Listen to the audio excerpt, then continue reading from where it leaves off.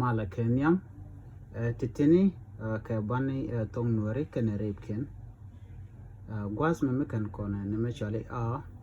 ba sha da he ka la ta nya na ma na ta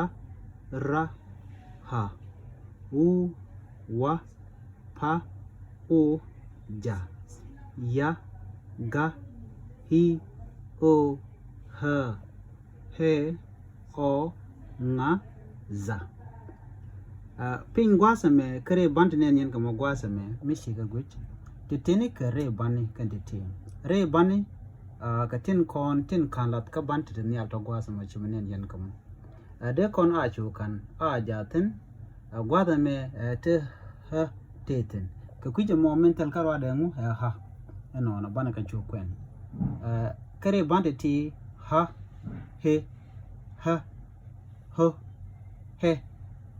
la he I ho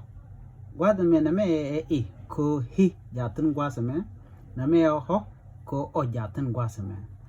ajen ta dan dai bana tom nuari de ka kwen ka kan bante ti ka kan banan kona yoska ketin gona ka Ethiopia kan banan kona banan yo gwet ka kor gwasan be bana rach ka kwi a e I o gwas ma ka nen kona ti ka banten yoska ka gambela ka Ethiopia no